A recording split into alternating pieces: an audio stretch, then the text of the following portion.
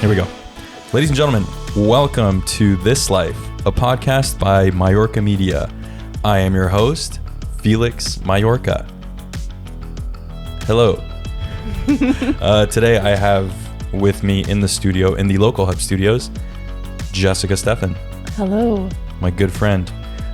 Before we get into everything, I want to thank everyone who's been listening. As always, it warms my heart to see all the views and streams and all that fun stuff. I also enjoy the feedback. But if you could do me a favor and you can rate this podcast on Apple Podcasts, leave a review? Leave a review and show me some love on paper or digitally or whatever. As always, we're here at the Local Hub Studios, Escondido's premier co-working space and our sponsor. I think that's everything I wanted to say. Yeah, that's it. How are you, friend? I'm good. I'm glad it's Friday. How are you? I'm great. Full disclosure, we met up on, today's Friday, we met up on Monday and we actually recorded. We're very excited. We're like, oh, it's going to be great. It was a great podcast. As soon as we finished, I checked my little recorder here. And I just checked it again to make sure that we are actually recording. And it did not record it recorded a millisecond. It's recording now, right? Yeah, it's recording now. It recorded like a millisecond of me just going, and that was it. Pretty much everything we worked towards. And I mean, we got the film, but it doesn't sound good. Nothing recorded. So we're doing this again. Hopefully it goes well. It goes better. But I mean, the first one was pretty good. Yeah, it was very like two friends chatting it up. Next podcast maybe. Two friends chatting. Ooh, that. Can I be your co-host? Yeah. Very forward of me. Yeah, I know, right? Okay, I'll be your co-host. So I'm gonna try not to like do the same or talk about the same stuff at the same time that we talked about last time. I don't even know if that makes sense. Guys, or everyone, it's Friday. We're just going to go with the flow. I think you need to chill. I know, dude. You're more stressed out than I am. Dude, you threw that on me. You came in hot. You were like, but now I'm so calm. Okay. Well, you've had your June Shine at June Shine. Sponsor us. Hard kombucha for Strawberry Fields. This new flavor is really good. I'm about it. All right. So 5 minutes in, we've already said absolutely nothing. Let's tell everyone, I just spit, how we know each other. I think the first time I met you, I was helping out. You were a camp counselor. I was subbing in. And I was actually thinking about this week because I was like, okay, I should probably say like what I thought of Felix when I first met him. And I thought you were so cool. I was like, oh, I want to be his friend. He's fun. He's cool. And then I realized you're not. Oh, shit. Just kidding. You're really cool. And I'm glad we're friends. But yeah, I think that was the first time I really knew of you. I think I'd heard of you, but then I was like, oh, this is Felix. Okay. Nice to meet you. What'd you hear about me? Just your name. You worked at Lake Poway. Yeah. Shout out to Lake Poway. Wow. Yeah, it's hard being really popular. Yeah, we met at Lake Poway Day Camp, which is where I worked for 4 years, something like that. We both worked at the city of Poway. How long did you work there for? I went back 3 times. So, hey, I must be liked because they let me back every time. But I think I worked there a total of 4 or 5 years, like probably about the same time as you. I just left before you and started before you. And then you came back? No, I think. Have you been back since?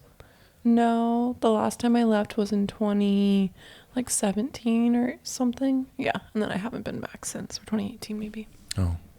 Well, yeah, we've known each other for quite a few years, and then I think we got closer after we left Poway.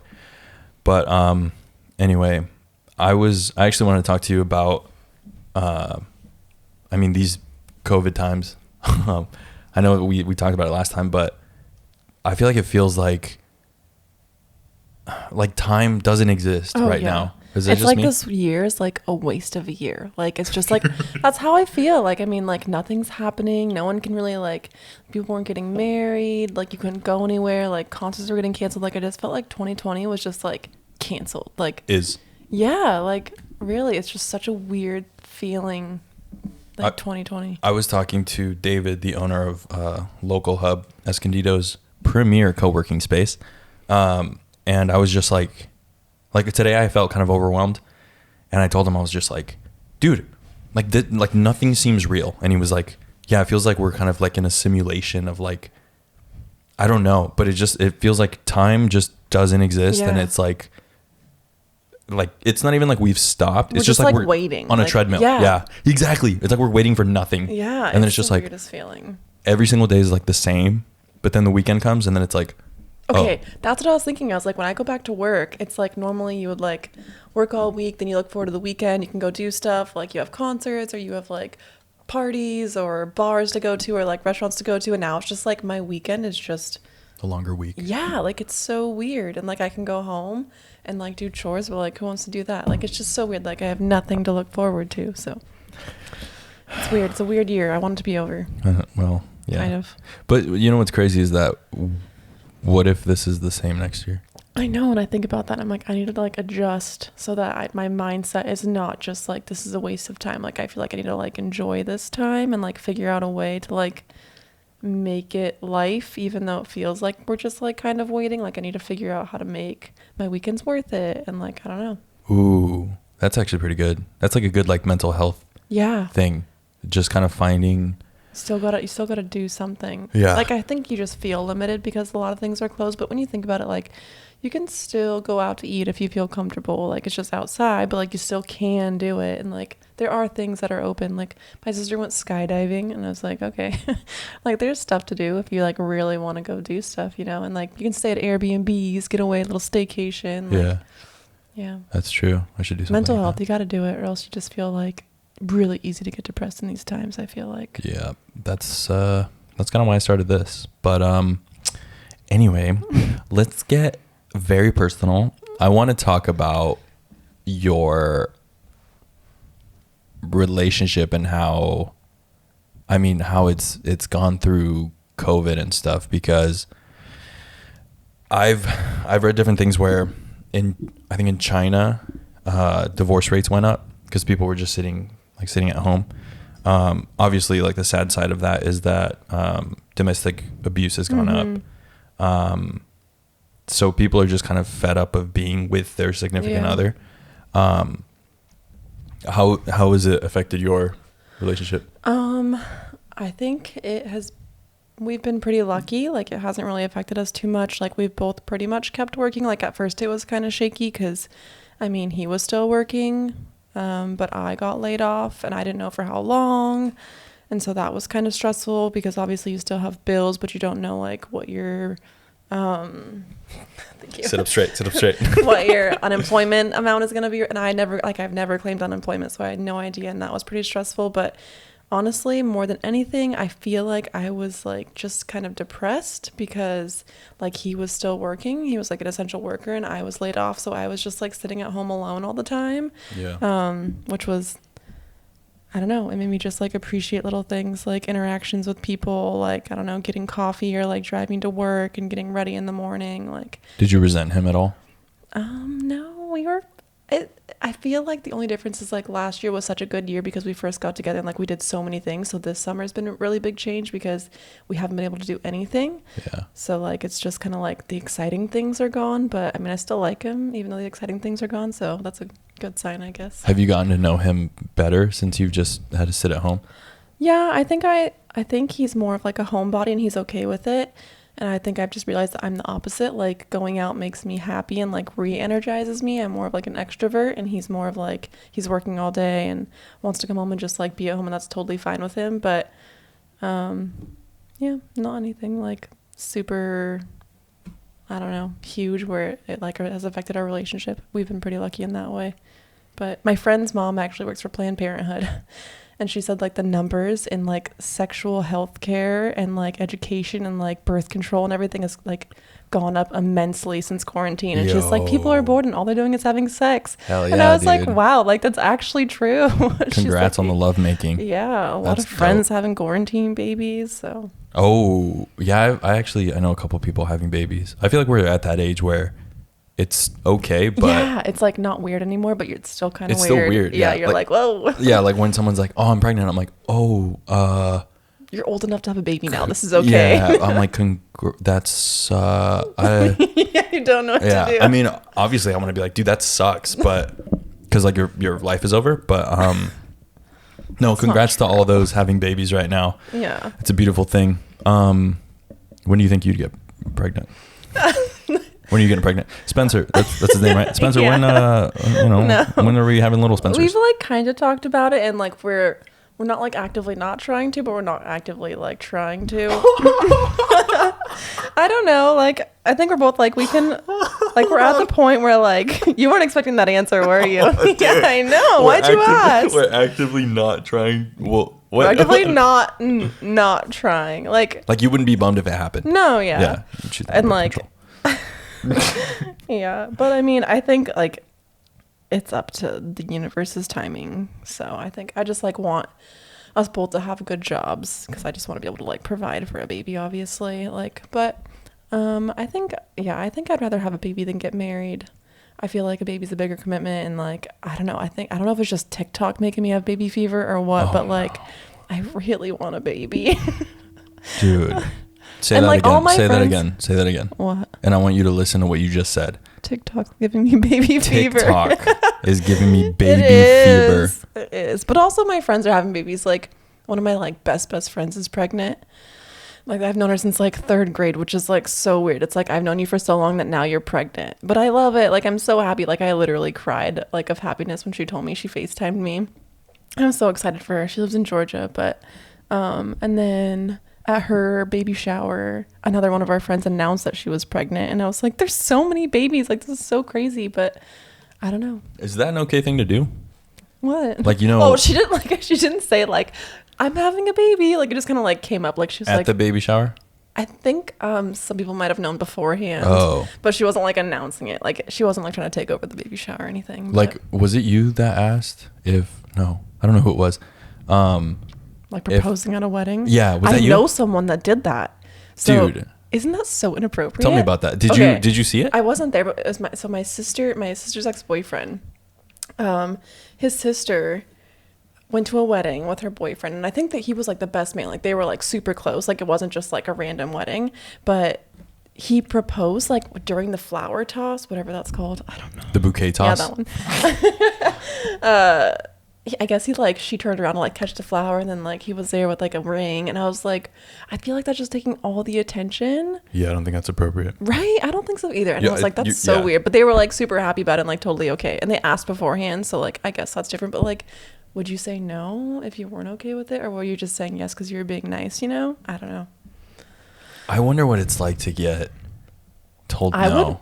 Oh yeah, but that's true too. Like, what if you're too embarrassed to say no in front of all these people? Oh, yeah. Like, I don't know. It's a little bit awkward. Yeah. And also, like, if you didn't know it was happening, like, if I was the girl, I would have been like, oh, my God, ew, why are you asking at someone else's wedding? Like, don't do that. Yeah, I wouldn't do that. And I would be pissed if someone did. I wouldn't be pissed, but I would just be like, dude, that's so tacky. Yeah, exactly. So it's so tacky. I don't advise it. But I'm actually going to a wedding tomorrow, so I'm kind of excited. That's one thing that I get to look forward to. Is it a quarantine wedding? I don't know. It's at the Coronado Yacht Club. Sounds fancy. So it's like legit. Yeah, like there's like I think they're just like we thought it was gonna get canceled, but it's still going. So, and there was no mask requirement so far that I know of. So, well, Coronado. Don't tell the government. Yeah, Coronado's very Republican. Okay. I used to work there. Yeah, you know all about Coronado. So, what's the yacht club like? Is it cool? I don't know, dude. I never went there. You worked in Coronado? Yeah, I worked with the old people. Oh. Isn't everyone old in Coronado? I worked at the Old Person Center. Shout out to the John D. Sprinkle Center. This is Felix. How may I help you? I think that's how it was. But yeah, man, quarantine's crazy. How's quarantine affected you? Have you been okay? I mean, obviously work, that must be really hard because it was like... I mean, yeah, when it started, it sucked, but now it's gotten a lot better. I think I'm getting a lot of inquiries for weddings. Yeah. I feel like people are like... My goal this year was to have 4 weddings, and I've like surpassed that goal. Like to the point where I'm even just like... You gotta say no almost. Yeah. Well, I don't, but yeah, I'm just like... And I'm stoked because I love weddings, but... Yeah, I was going to ask you, like, what's your favorite thing about weddings? Like, what do you love about going to weddings? Going or working? I don't know. I guess, okay, what's your favorite part about working them? And then what's your favorite part about going? So I think working them is cool because, well, like, I have the coolest job in the world. Like, I like, compare myself to, like, a cop, I guess. Dude, cops get called when... on like someone's crappiest day. Yeah, for sure. Like cops never get called like, hey, we're having a barbecue, come over. But with me, it's like, hey, we're having a party, an amazing celebration, come capture it. My favorite part is just being able to be around people during their happiest time.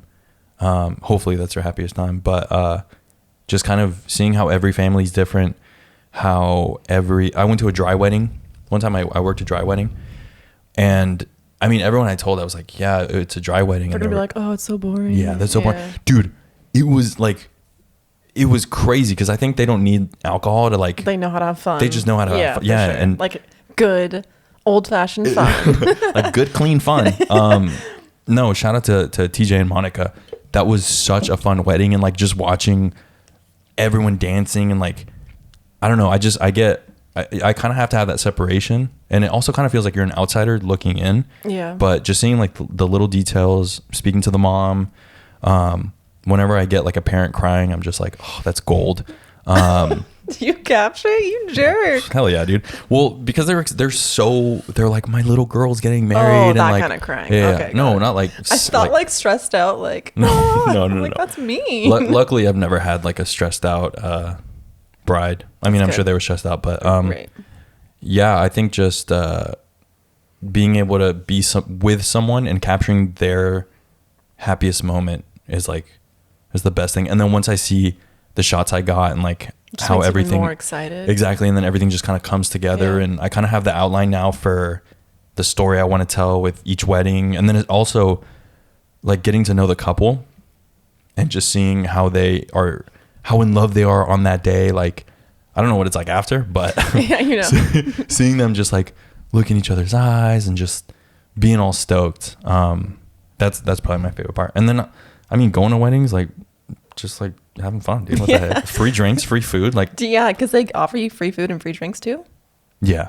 That's cool. Yeah, a lot of people like... I'd be like, oh, do you want me to drink? Like, your photos are going to come out like, woo! A little wobbly. Yeah, I've had people like hand me drinks and I'm just like, oh, I'm sorry, I don't drink on the job. Like, I might have like one beer and then like cut myself off. But I don't know. I worked a wedding one time where the photographer got kind of tipsy and it wasn't a good look. Yeah. Like, it was an open bar and he was like having like cocktails, like dancing and stuff. I'd be so mad. I'd be like, no, take my picture. Yeah, exactly. Yeah, it wasn't a good look. And I also don't like to see like my client, like I don't want my client to look over and just like watch me like all tipsy and like for sure. the camera shaky. But okay, what's your favorite part? Not photographing a wedding. Like just going.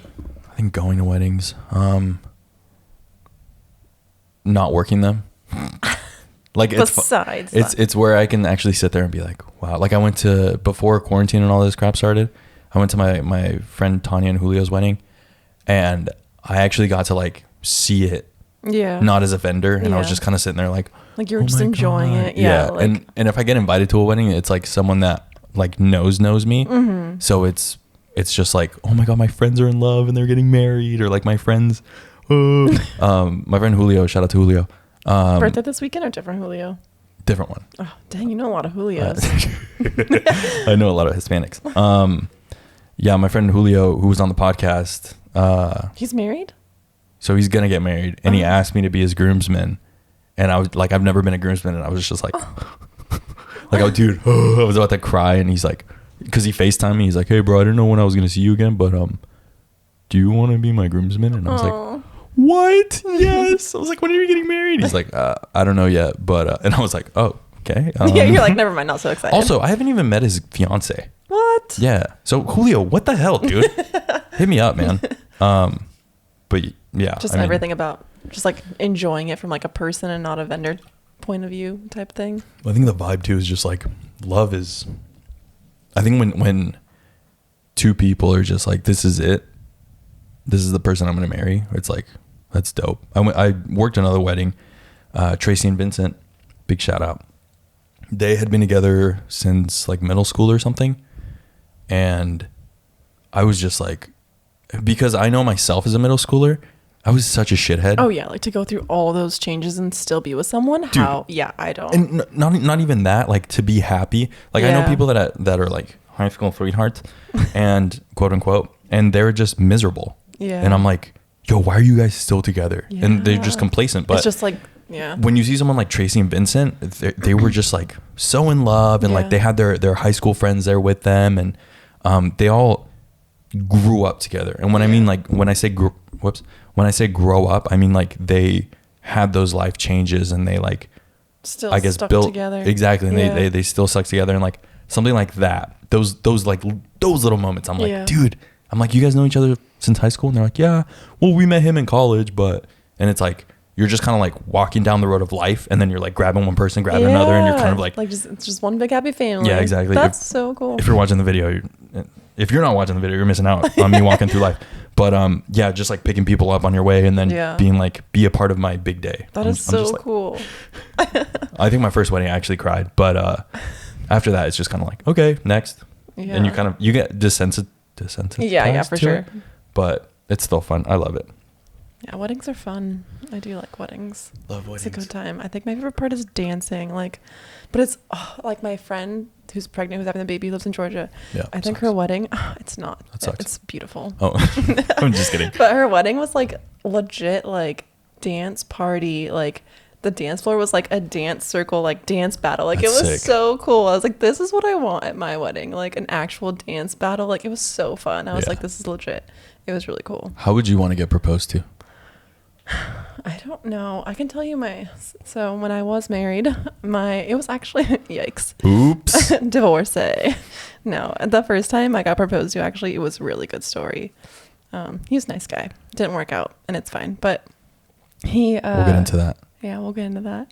But we went to Coronado, actually, and he just like took me somewhere where he'd been before. And cute. I knew that it was happening because like we talked about it, and it wasn't really like a surprise or anything.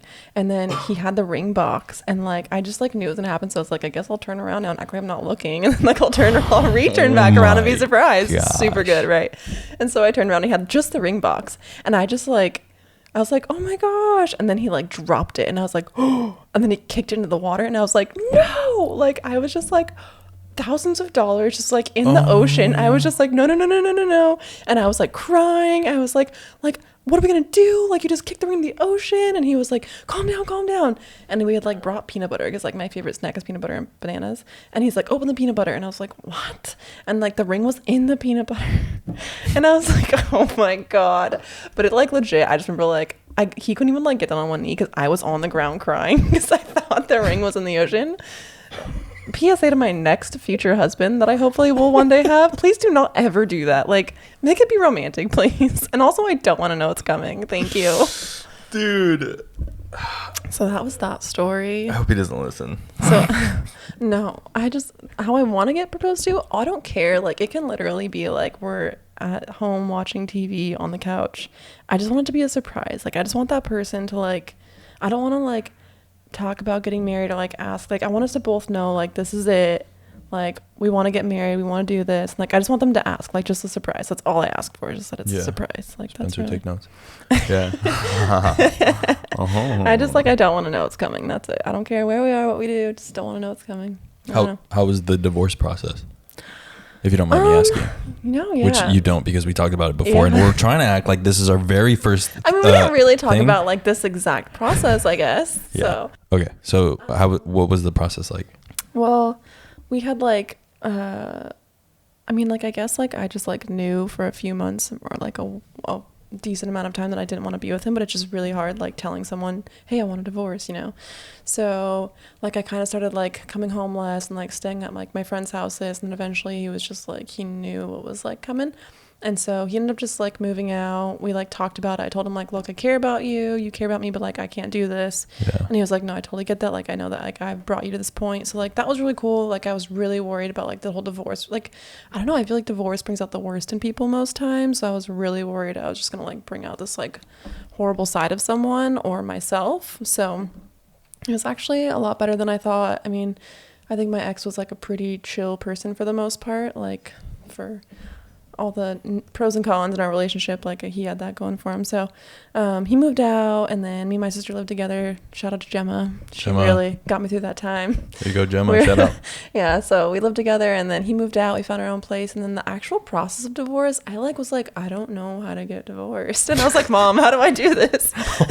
And she was like, I think you just go to the court and like get some papers. And I was like, okay. So we ended up having to just like, we didn't really like talk much. Like it was never like, do I want him back? Do I want her back? Like it was just like, no, we're good. So we would just like meet. We'd go to the courthouse. We got some paperwork. It was pretty easy since we were married for just like a year and a half. It was just like not an annulment, but like a summary of dissolution is what they call it. So we didn't have anything to split. We just wrote we want a divorce, I guess. And it was pretty easy. We mailed it in. One day though, I think it's like, so from the point where you file your paperwork, it's like 6 months till you're actually divorced. So like technically we were like separated in May, and then like we were finally divorced in November. And I just got a call one day, and like I feel like people just call you and they're always like, give me your money, or we're gonna shut off your phone, or like give me your money, you know, just like spam calls. And they were like, you owe us $400. I've never gotten that, but yeah. What? Go ahead. Give me your money. No, like spammers all the time are just like, oh, we have tried to reach out to you, or like, you know, like you owe us money for your taxes or whatever. So they were like, you owe us $400 or we're gonna like cancel your divorce. And I was like, what? Like I didn't know I owe money for this.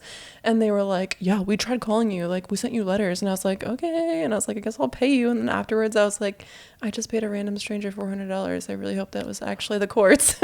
And so, but it turns out it was, and it was all good. Then I was like, also my ex has to split that with me, so I hope that like he's not like bye, like never mind, not gonna help you. But it was cool. It was pretty easy, and we were chill about it, and we're like cool now. Like we can have a conversation. We don't hate each other, which is really cool. Like I just always try to bring out like, after like as bad as all like some relationship can be, like I just try to always find something positive from it and like learn something from it, and like I never try to hate that person and just like find the best in them. So I mean, like it could have been a lot worse, and I think that it ended pretty well. Like we can still have like conversations, and we don't hate each other, or at least I don't think he hates me, but I don't hate him. No hard feelings. It just didn't work out. And I think it was cool that like we just like could mutually agree, like, you know what, we tried and we thought, but doesn't work out. So do you think you guys were like actually in love, or was it just kind of funny story?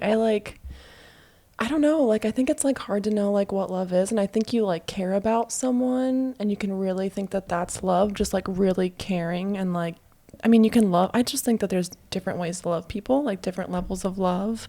Like you don't love your best friend the way you love your lover, you know, like I don't know. Okay. Shout out to Julio. But I'm just kidding. Kind of. No, I don't know what you asked me. So weird. No, did we love each other? Yeah, did you guys love each other? I think I really cared about him, but like I actually was journaling. I used to like journal, and like a couple months into our relationship, it was just like bad stuff in my journal, and I was like, damn, should have taken this as a sign, you know? Like shit. I just feel like not like bad stuff, but I was just like clearly like questioning it, like not happy, you know? And I feel like for that early on, like you should still be like in the honeymoon phase or whatever. So why were you journaling? It's just something you do? I used to write poetry, so. Did you really? It was like stupid dumb poems, but yeah. I mean, because my therapist, shout out to Judy, she told me to start journaling because I guess it's good for your mental. This is a little quick mental health tip. Journaling actually does help. I love journaling, and like mine just came out in the form of like not like poetry, but it was just like sort of poetry journaling, and like it's like doodling really words. Helped. Yeah, it was like I really liked it. So I did that for a few years. I don't really anymore. Sometimes I'll journal, like if I really like am stressed out about something, like I really think journaling helps mentally. But yeah, back then I was just like writing little things. But yeah, I don't know that we were ever like really in love, but I think it's like hard to know when you're with someone for so long. It's just like you think it's the right thing to do to like stay together and work it out and then get married because it's just like time. But yeah, I don't know. That's crazy. Love's complicated. Yeah. Well, Yeah. I mean, I think the only thing that I learned from that is like, I know what I don't want in my next marriage. And like, I know what it doesn't feel like, you know, like I thought marriage was going to be like super great and super crazy and cool. And like my wedding day was just kind of like I wasn't like super excited to get married, but like I don't know. I feel like now I know like the next person I marry, I want to be like looking at you like, I can't wait to freaking marry you. Like you're it, you know, like fine. I just like, you're flames. Yeah. Oh but like, God, dude, I just gotta throw that in there. I just really like, I think I know what I want for next time. Like I learned from my last marriage what to look for. I don't know. I think that's what I learned. If I learned anything. So you'll get married again, you think?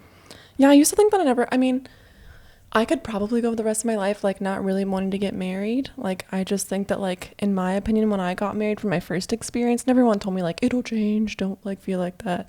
But I feel like when I did get married, or like I just feel it was like for the wrong reasons? I just feel like to me nothing changed. Like it was just like you're officially dating like to the government, like you're official. Like nothing changed really. You're dating for tax purposes. Okay, and also you said that before and I was like no, because we got married because we thought it would benefit us for tax purposes. It did not. Like really? At least because I think we were making like close income, so like it did not benefit us. That is false. Like maybe if you're like one of you guys is making like a crap ton of money, damn, and then you marry someone that makes less money, but like I was like cool, I can go on your benefits, don't gotta worry about it. No, it was gonna be like $300 a month, and I was like, I'll stick to my $70 medical insurance. God. Like I'm good. So that was a lie. But yeah, I think like if you love someone, just be with them. And like if getting married like makes you happy and like that's what you want to do, then like you should do it. Like if you want to like publicly tell everyone like, look, this is my wife, I'm gonna marry her, like I want everyone to know she's mine, then like cool, that's great. But like I can go like I think I would get married again because the person, like I love the person I want to be with, I'm with so much that I would get married for them. Like I think that's why I would get married. But I'm good not being married, I think. And like the only other reason is if I were to have a kid, I think I want my kids to know that like you should have a mom and a dad, and like they should be like committed to each other. Or a mom and a dad and a dad. Or that too. Whatever floats your boat. I think that you should just like have two parents that are committed to each other. Like so like, I don't know. I just want to raise that kind of structure in my home. Yeah. But yeah. Single parent households are tough, man. Yeah. What's it like dating after a divorce? Is it like, because I see you have a tattoo on your been okay. One thing about this, so we got married and like immediately we're like, let's go get a tattoo on your ring finger. Yeah, on my ring. Don't ever do it. And like I went to go to the tattoo removal place and the girl was like, it's the kiss of death, everyone comes in and tries to get this removed, and I'm like, okay, good to know, note to self, and never get another tattoo on my finger. But I didn't learn my lesson. But I got it, and the one thing I liked was like I don't have to worry about random dudes hitting on me because it like still kind of looks like I'm married. So I did like that aspect of it. But then it was like when I wanted to go on a date with someone, I had to be like, yeah, sorry, but I mean it's just Roman numerals, so no one knows like what it really is, so I could like lie about it or something, but it's on my ring fingers, so that's kind of hard to deny. But no one that I've really dated or went on dates with cared. I mean, like I feel like when we separated, I was like, I'm free, like I can do whatever I want, and I expected to be sad, and I wasn't really sad. Like I was like pretty happy. That'll throw you off, kind of. Like I was like, I should be crying. Like shouldn't I be more sad? Because like in the movies, these girls are like just like depressed for months, and I was not. I was pretty happy, and so I enjoyed going on dates again, and like I don't know, just having the freedom to like go do whatever you want and hang out with whoever you want, and like I don't know, it was just fun. It was cool. I liked it. What's it like getting hit on by guys? Okay, let me ask you something. What is like the weirdest, actually can you get me another June shine, please? But while you do that, do you want midnight painkiller or no, that's yours. Cool? That's yours. Anyway, what is like the, how do I ask this? What's like the not the nastiest, but like the most uncomfortable thing maybe a guy's ever done or like said? Or I got it. Didn't even finish my sentence. Okay. Gentlemen, pay attention. I hate, and I know other girls hate it too because I have tweeted about it, and we have all simultaneously, or however you say that word, have agreed. Simultaneously? That one, yeah. What'd you say, simultaneously? Yeah. Simon Cowell-taneously? Yeah, we've all agreed we hate being whistled at. Don't ever whistle at a girl. When has a girl ever, like, when they go like, ooh, hot stuff, like, who has ever been like, yeah, want my number? You're like, telling me girls don't like to be catcalled? No. I'm being sarcastic. Yeah, I hate that. Like, I hate it so much. So that's probably like my least favorite way of like someone hitting on me, or just like being just like super douchey and obnoxious. One, I love. Hold on, before you. Sorry, I don't mean it. Who has whistled at? People still do that? Yes, I go. So like, I'll take my dog for a run, and I like literally tell Spencer like, I'm not ever running outside again, or you're going with me, because people always whistle at me. Because I'll be just like or honk horns. Oh my god. Because also I have my dog, so it like freaks my dog out and it really pisses me off. Yeah. But it's like, when has anyone ever responded well to that? To a honk or a whistle, like just going for a jog or whatever? Like, it makes me so mad. That's how I get girls. I whistle at them. Yeah. I go. Sure, it works every time. I go, hey baby, yeah, and they're like, oh my god, you want my number? So yeah. Anyway, I interrupted you, but no. So that's probably the my least favorite. Actually, I hate that way. Oh, I was going to say, one time it was like really nice. I was working at Ballast and I was working the bar, and this guy comes up and he's like, you're really beautiful. And he was just like, if you want, like, here's my number. We can hang out later. Like, it was just super like not creepy, just very casual. Like, if you want to call me, you can. If not, it's totally fine. But you're really pretty. Here you go. And I was like, that was so nice. Like, it wasn't creepy and it was very polite, you know? Yeah. So I really liked that. That was, I think if you just like approach it in a very like casual, polite way, I think girls can respond well to that. So what would be, let's get these gentlemen some tips. I mean, okay, I don't need them, but I'm just kidding. What would be a good way to approach where, I don't know if this is the same for every girl, so I don't know. Okay. I think every girl likes different for things. you. But she's taken, but for you. Yes. Like what was the question? Like how would you respond positively if a guy came up to you and like, would try to, I would just like take the number and be like, thank you. And then like I'd keep it in my pocket. And like if I really liked him or I thought he was like really cute, I'd like maybe text him later and be like, hey, want to hang out and grab a drink? But if I didn't find him attractive, I just wouldn't say anything. What if we're at like a bar and I was like we're both single and what would be a good way to approach you? I think I would just like, you should just go up to her and be like, you're really beautiful and here's my number. See, is it I don't know. Some I'm not girls. A fucking guy. Hey, why are you asking me? I don't fucking know. I just like, if someone like, I guess it's, I don't know, if you're just like a random guy, it could be creepy. I think you just got to be kind of hot, because if you're not hot, it's just weird. So ugly people, I'm sorry, you're not getting any action. I think it's like a fact that attractive people date attractive people, and the ugly ones are gonna die out. So I'm gonna go ahead and cut this out. Okay.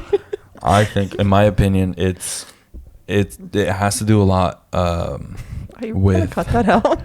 No, I'm gonna keep it in so I can shame you. You can get canceled one day, because I'm getting canceled for sure someday. I don't know. For something you say you just don't know yet. Okay, keep it. Yeah. I think it's like time and place. I think if you hit on a girl at the gym, that's a no-go. Yeah. Because girls don't. I mean, I'm not gonna lie, I've done it before. I've had one guy be like walk by when I was squatting, like, yeah, squat deeper. I'm just like, yeah, I was just like, I've never done that. Ugh, it was horrible. So what I did is I like, and this is so embarrassing, but I was like young. I was like 19, which isn't that young. Yeah. But, anyway, I'm only 25. Last week. I went up to this girl and I was like, hi, excuse me, I don't mean to be rude, but you give me a call, and I gave her my number. Okay, this is the thing. Don't say give me a call. Be like, I think you're really cute. Here's my number if you want to give me a call. Don't say give me a call. I think I was at the gym and I shouldn't have done that, because I did that same thing at another place, and then me and the girl actually ended up dating. Oh, so the gym is just a no. I agree. In my opinion, it's a no, because people go there to like work out. Yeah, and I think the gym is a good place to date once, or like go on a date to and like hang out once you've already established the like hangout part. Because I know I've worked out with people that I've like had a crush on, and that was really cool. But like not asking me at the gym, you know. Yeah, gym's a no go. I think bars are hit or miss. Yeah, but I agree. I don't, like, because some girls just want to go and like hang out. And if they're all with their girlfriends, it's gonna be like, oh my god. Yeah. But also, like, if you decide to hit on a girl there, like, I don't know, I just think it's a no-go, because bars. Yeah, just That's where people go to meet other people. I guess, but then you're grouped in with all the other dudes that are just like grinding on chicks. But and like don't grind on chicks. Like be polite. Like approach it differently. What if like I grind on you and then in your ear I'm like, hey, I think you're really pretty. Okay. You come here a lot. Okay, story about Spencer. So, yeah. Sorry, Spencer, I love you. So like, okay, I'll tell like the background a little bit. So like in high school, I fucking hated him. Like he was so mean to me. He was just like a bully, like straight up bully. Played for football, like, you know, just like thought he was the hot shit. Totally he was just a high him. school boy. Yeah, basically. Yeah. And so then after high school, I just like had that same image of him. But then he hung out with my sister. They were like best friends, and she was always hanging out with him. And I was like, why the fuck are you hanging out with this dude? Yeah. Like he's so obnoxious, gets drunk all the time, and so didn't really hang out with him. One time though, we had like a girls' night out, and this was like before I like. This is a long time ago, like years ago. And we went to like a bar, and he grabbed my pants and we were like dancing. He was like grinding on me, and I was like, oh fuck, he definitely likes me. But like I had a boyfriend, and I was just like, this is like, I think he likes me. Like he this grabbed is your pants? Like my pant loopholes, and was just like really forcing it on me. I was just like, oh, okay. Which I was fine because I was fucking lit, and like I knew him. He wasn't a creepy stranger. Okay. I knew who he was. So I was like, okay, I think he likes me. And then I was like, okay, I'm just gonna go over here, drink my drink. And then what do you know, 4 years later, and I always bring that up to him, like, I remember that, like, you wanted to dance hard. What does he say? Is he like ashamed? He's like, oh yeah, no, he owns it. I guess apparently he was in love with me forever. I had no idea. My sister was like, oh, he's loved you forever. And I was like, what? Like, I literally had no idea. And like all of a sudden, like I'm hearing all these stories about my friends being like, oh yeah, Spencer would always be like, Jess, Steph is so hot. And I'm like, what? Like I didn't even really like think about him or like know anything about him. And now we're in love. It's not a good look. It's not a good look. Why? Okay. I think it makes a cute love story, so fuck off. Yeah, how'd you meet Dad, Mom? Well, you know, he grabbed me by the pants. No, and started the weird rubbing description. His, you know what, on me. Can you please cut this off? No, dude. No, last time it was like this too, and I was like, oh shit. No, it was good, and yeah, it was fun. It was a fun night. Hey, it was memorable because I still remember it. It was good. Nothing but good, clean. Okay, fun. You can stop talking. That's fine. It's okay. Fine. It's fine.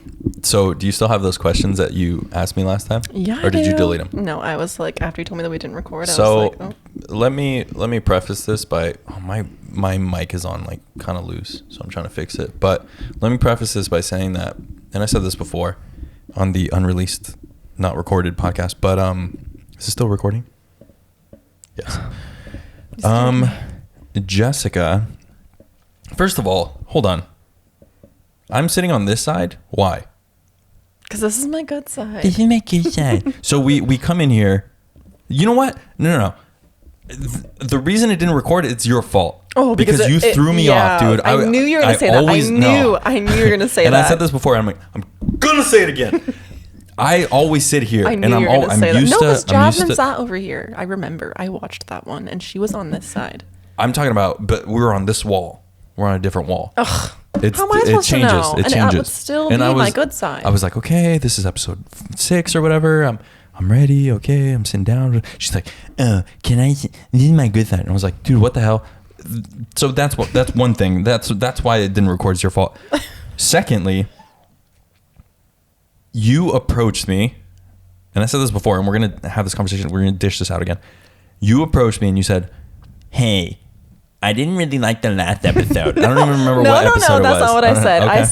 I said. I'll listen. Okay. I would like to give you some advice for your podcast. And I said, you know what? Fuck it. I don't care if you want to know. And I said, I think you should just talk about like general things, like more relevant things. And like then you were like, and shit. Yeah, you're like, but I want to be real. And I was like, no, for sure. I get it. Like, I think you should do both. It's great. I love your podcast. Every episode. It's great. And then I was like, you should let me on your podcast. And you're like, oh, it's invite only. And I was like, okay, never mind. Yep. Like, literally never mind. I don't want to be on it anymore because I'm so prideful that when you told me no, I was like, never mind. And then you're like, no, just pitch me. But I have like never pitched anything in my life. Like, I'm not a salesperson. And so I was like, fine, dogs and life. And you're like, no. Like, because that's so general. I know. What's your favorite dog? Beagle. Oh, cool. Thanks for being on this podcast. You're a dick. Yeah, I know I am, but because you came at, you're sweaty. I'm so sweaty. Good, because I'm putting you on the spot. Yeah, you're wrong. You're making me nervous. So pretty much what Jessica said was, I have advice for blah blah blah for your podcast or whatever, and I was like, okay. And then I think you texted me and you were like, hey, I didn't really like this one or something like that. And then I was like, oh, no. You were like, oh, I actually really like this one. And I was like, wow. Okay, good. You're like, wow, I was waiting for you. Yeah, like, I was really... I was so worried that you wouldn't like it. And you were like, no, you weren't. No, you weren't. And I was like, no, I know. I could give a shit. That being said, you don't have to listen to every single episode. And no, for sure. I think right now my audience is people that I know. And it's fine if one day you listen to an episode and you're like, oh, this is great. And then the next one you're like, oh, and then I was thinking about it and I was like, I'm still talking. And oops. And, it's so mean, dude. It's fine, just go. This is my friend. I love my friend. And this is what I do to my friends. I crap on them and anything. Anyway, dude, what was I saying? You don't have to listen to every episode. You don't have to listen to every episode. I appreciate you supporting me. That's totally fine. But if one day you're like, I don't really feel like listening to them, that's fine. You know, that's totally fine. I don't listen to every single Joe Rogan. Exactly. That's what I was going to say is I have podcasts. I don't listen to every single episode. I agree. Yeah. So. And I thought about that afterwards and I was like, that was kind of mean. I'm sorry, Felix, but also you're really mean to me, so you deserve it. That's fine. I don't feel bad anymore. That's fine. Yeah, but I've actually found myself in kind of this kind of weird, like, I don't want to keep talking about the same thing. And the last solo podcast I did, I was just like, and it shows in the numbers. I was like, dude, I was not on completely because I don't want to keep saying the same thing. And I feel like I've been saying the same thing. Mm-hmm. I'm only 25 years old. Like if I look at everyone else that's kind of like that I've spoken to, they're all either like older or they have like different experiences, or who wants to keep hearing about my experiences? So I'm going to keep trying to have different interesting people on here. But I think you can like relate your experiences with their experiences as they come on and like brings out different things. So it's not the same thing every time. Exactly. So, I mean, if you want to be on my podcast, that's fine. It is invite only. But if you come up to me and you say, like Jessica did, hey, can I be on our podcast? But she put in the effort to be like, okay, let's talk about, and she said she wanted to talk about relationships and like love. And she gave me this awesome pitch where I was like, wow, that would be really awesome. And I would love to have that conversation with you. Yes, let's do it. We're doing it now. We did it before. Didn't work out. Now we're doing it again. It worked out great, I think, for the most part. Yeah. But I'm glad I get a do-over because I feel like not a lot of people get that. So I'm very happy about that. Exactly. Because I thought it was an amazing, like, it was good. It was a great episode. I think it helps that we're friends for sure. Yeah. So yeah, I mean, you can come up to me and say, hey, I want to be on your podcast and I really want to talk about blah, blah, blah. And if it's relevant and I'm just make it good, people, because apparently he won't take anything. So. Exactly. Okay. So that being said, Jessica came at me and said, I'm going to write down some questions. And I said, do so. I just wanted to have something to talk about. You know? Yeah. So we're going to kind of like bounce off each other. We're going to flip the switch. She's going to ask me questions. I'm going to try to answer them as best I can, which I've already answered them, but well, now I have more time to think about it. I know, which I didn't, but go ahead. Oh gosh. Okay. I was going to ask you about like first love, like, okay. So then I changed so last time I just asked you about first love, but also like what do you think about like soulmates and like love at first sight? Like, did you ever feel Bullshit. that? Okay, for sure. No, that's what I want to know. No, I believe in like infatuation at first sight because like lust at first sight. Yeah, like sure. I've seen some girls where I'm just like, I love her. Oh my god! And then I'll talk to her and be like, you know. But then when I take a step back, I'm like, oh, we have nothing in common. Yeah, for sure. You might be smarter than me, or we just don't have the same wavelength. Like, wow. And then I'm just not attracted to that person. Not that there's just different types of attraction. Exactly. Yeah. So I don't really believe in that love at first sight stuff. Excuse me. As for like first love, it's so gross. Stinky. Excuse me, I just burped. As for first love, I think as an adult, I had a girlfriend who, it was actually, looking back now, is kind of toxic, but like it was like fun, like that toxicity. You kind of no, like, for sure. It's just like kind of exhilarating almost. Yeah, it's weird. But I mean, we met at work, and we were both just kind of in like a really not so great place. And we're living kind of different lives, and it ended up just kind of turning out to not work out. But that was one of the, I mean, that was the girl that I thought I was going to marry. And I definitely, I learned a lot from it, but it also kind of affected me in the long run, and I had like no idea until later on when I started dating again, and I found myself like not trusting women, which is like, it's weird to say, but I mean, I think it goes both ways. Like, people just have a hard time trusting in general. yeah, because this might have been like the only girl that I actually like poured myself into, and like the one relationship where I actually poured everything into, and I was just like, I mean, at the time is what I did. It might have not been enough, but then after that I kind of kept my walls up and was just kind of like, why would I pour myself into like other relationships if it's not going to work out? It's just not going to, yeah, exactly. Which is extremely what's the word? It's very like closed-minded, I guess. I don't know. I mean, like unreasonable. Like, it's a very unreasonable way to think, because like every girl's different, and I found myself just kind of being like always hitting the same point with a girl, and then always ending it in that same point where like it was like, oh, I know you this much, I don't want to keep knowing you, see ya. Yeah. And I would just check out, and then we'd like break up or stop talking or whatever.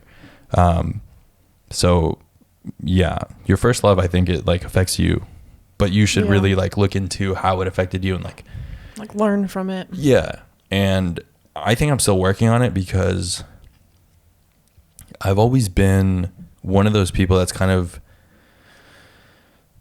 not selfish, but I mean, yeah, I guess you can call it selfish. Like, I've always been very into like work and my future, and then I've always told myself like, well, I want to build a future so I can build a future with someone else. But if I'm not working on the present with a person, how am I going to worry about like the future with someone? No, yeah, I don't know if that makes sense, but yeah, I mean, I'm going to be honest, I found myself to be a little too selfish sometimes, and especially working for yourself. I say yes to everything and every job, and I don't think that's a bad thing though.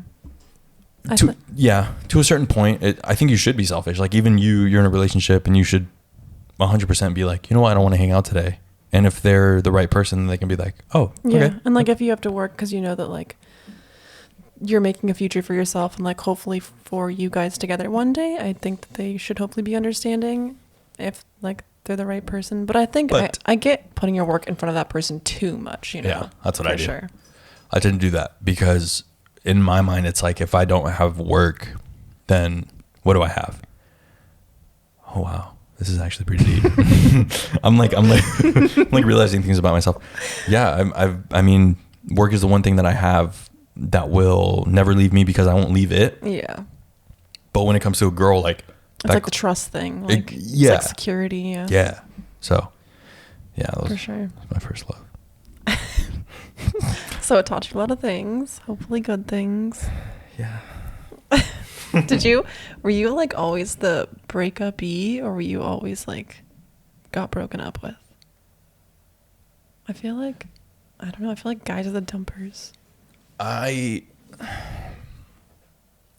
haven't really had a lot of like serious girlfriends, but after a while I was the dumpy. Really? Yeah, but like in high school and stuff, I was always the jerk dumper. Getting dumped. Yeah. The dump-y. Wait, what? Dump. Did I say dumpy? No, you said you got dumped in high school, but then you were the dump. I was the dumper after high school. Okay, got it. And I was the dumpy. I would receive no. I'd receive the dump.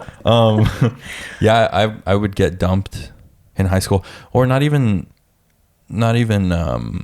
get dumped, but I just kind of, dude, you know what I just remembered? Hold on, I want to talk about this. Your face right now. Hold on, because it reminded me, dude.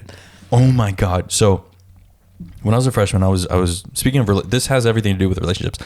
My brain's just weird. no one's listening at this point, and that's totally fine. There was a girl, I'm not going to say her name, but she was a sophomore. I was a freshman, and I had just gotten dumped. And this girl obviously was like, the one who dumped me was like my true love. Yeah. Because you're a freshman and you romanticize everything. But then I met this other girl, this sophomore, and I was just like super infatuated. Speaking of infatuation.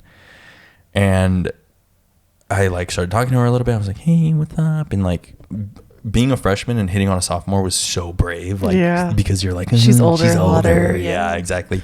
And I just was super into her, and I'd see her around. I'd be like, hey, what's up? And like, we kind of got a little friendlier, and like, then we started hanging out, kind of outside of school. I would like longboard and stuff, and like I'd see her, I don't know, skater, yeah, dude. And I would like shred the gnar, and she'd just be like chilling. And it was like dope for a while, and then out of nowhere, it just seemed like she was like kind of standoffish, and I was kind of going through some stuff in my mind, at the time, and I was absolutely just down, and she stopped talking to me, or was, because we would text back then with my little keyboard, and she would give me the whole haha yeah. Oh no, like it was very short answered, like the K's and K, LOL, I know, like just very short. Oh no. Yeah, dude. And obviously I was like a broken freshman, like I was like starving for attention. I finally let it go or whatever.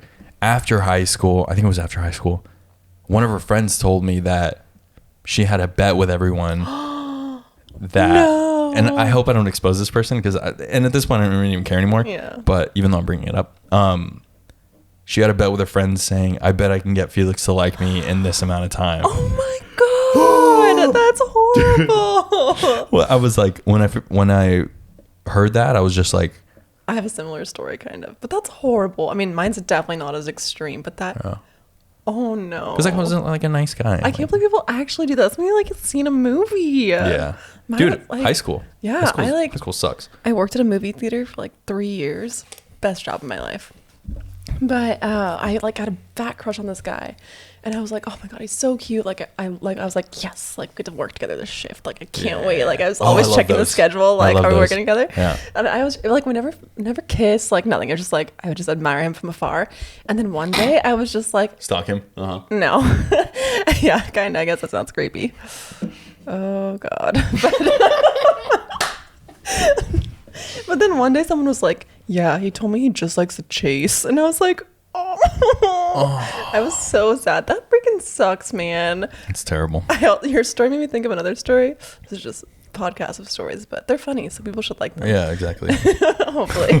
But what? So like prom, like, you know, okay, so like prom, I don't know if your guys' high school was the same, but like if you were a junior, you could go to your senior prom only if you were asked by a senior. Kind of. Or something. If you were, that's how it works. Or no, juniors and seniors could go. That's right. But if you were a freshman and a sophomore, okay, yeah. If you got asked, yeah. Okay, so I was a junior. Which creepy as hell, but yeah. I was a junior, and I was gonna go with like my friend who was a senior. He was on the baseball team, and I was like, I haven't been asked to prom because I'm a loser. I was like waiting for like the guy that I liked at the time to like ask me, but he was a little pussy, so he didn't ask me. and so I was like, fuck it, I'm gonna ask this guy. I decided to ask a guy to prom, and it was the most embarrassing thing I've ever done in my life. I like wrote prom. He played baseball. I wrote prom ? On a baseball. Also, I don't know how to throw a baseball. And so it was during their practice, like literally the whole baseball team was there, and I was like, Shay, and I like threw the baseball. Horrible throw, and everyone was just like, what the fuck is this chick doing? And they're like, oh, he's like, yeah. And I was like, okay. And then forever, for like the rest of that year, everyone on the baseball team would walk by me and go, Shay, and like pretend to throw the baseball. And I was like, I want to die. What grade were you in? I was a junior. Dang. And you asked a senior? Oh my God, yes. Wow. It was fine. It worked out. It was a good prom, but. So he actually went with you? Yeah. So why is that a bad story? Because quit trying to one up me, dude. My story was sadder. No, it was very sad. I can't believe that's a true story, and I'm so sorry. Dude. But I mean, no, that's fine. Yeah, just funny stories. Damn. Well, that girl's married now, so good for her. This guy sadly has passed away, but that's like, but it was okay. It was very nice. Next question. Jeez, dude. But yeah, that's crazy. See, we didn't talk about this last time. No, we didn't. This is good. Okay, so we didn't really talk about this last time either, but like sex. So like, I think as a girl, like one thing that made my marriage fail, I feel like, is that like you have to be sexually compatible. And I think that's so important. No one talks about it because as a girl, you just like are expected to just like the guy always wants sex and like the girl is not like supposed to be the one that's like, I want to have sex, you know, like, right. Which I felt like so empowered when I realized like, you know what, like I'm allowed to like sex too. Like, and also just like in a marriage and in a relationship makes, at least for me, I think that's like part of my love language is like physical touch and stuff. Like it makes me feel wanted to like, for the person I'm with to like have sex with me in just an intimate way. Like, I don't know, not like creepy or weird or overly sexual, but it's like, when you go like so many like weeks or whatever without sex, you just feel like you're just a roommate. Like, I don't know, you know? Yeah. So I just think like, I don't know, like sex, like girls are allowed to like sex too. Like sex is important. I agree with that. What's your question? I don't know. I mean, sex is cool. Say that. Like in relationships, it's important and that women should feel empowered to want to have sex too. Like you shouldn't just have to wait around. Like one, you should have the power to say no if you don't want to, because that's one thing that I felt like whenever like sex was like brought to me like in that relationship, I like felt like I had to say yes because I never got it. So it was like, well, like we didn't have sex for like 2 weeks, so like now you want to, so I guess like even if I like wasn't feeling it and like you're like obligated. Yeah, like, and I hated that, and I was like, I want to be able to choose too. So like I feel like that's really important in relationships. So like you also can like say yes or say no, like, and it's like not even like in a consent way, but like in a, I don't really want to tonight way, you know? I don't know. And I think like a lot of girls already do that from what like the stigma is, but also you're allowed to be like, you know what, I want to have sex. Like be the one to say it. Like you can like sex too. I think guys also should, because it's like a pride thing where guys are like, yeah, like I'm feeling it, I'm gonna get it or whatever. And if a girl goes, oh no, then they're like, oh, rejection. Oh, like whatever. Just be like, oh, okay, because you're obviously, if you're in a relationship with that person, they like you for a reason. Yeah. It's and maybe just that day, just like sex. Like, I don't know. And also I feel like you can say it in a way that's like, you know what? I really love you, but like, I just like don't feel like it's tonight. Like you don't have to be like, no. But like you can be like, I just like feel really ugly. I feel bloated. I don't know. I'm just like not in the mood to have sex. Like, I don't know. You think that'll stop a guy? I mean, no, but I feel like the guy shouldn't get pissed off like because he's rejected. Like suck it up, bro. That's a pride thing for sure. I think guys, we have to check our pride. And even me with not even just like with girls or like sex or whatever, it's like anything, any little thing, I'm just like, I'm super prideful. Mm-hmm. I take everything personally, like everything. And sometimes it's good. Like for example, and I've talked about this on the podcast before, speaking of not trying to repeat myself. When I shot my first wedding and that guy was like, oh, like pretty much talking down to me. Now, every single time I shoot a wedding, I think about that guy and I go, this is going to be better than the last film I did. And every single thing that if someone doubted me, I'm like those people that didn't promote me at Poway, I'm like, I'm doing so much better than you are now. And then when like, but yeah, just like take it in a positive way instead of like a resentful way. Revenge, no, resentful. You can't do that. I love it. I really wanted to ask you, damn, what was, you like said something, you're like, I don't want to talk about that. Oh, someone gaslighted you? Can you not talk about it?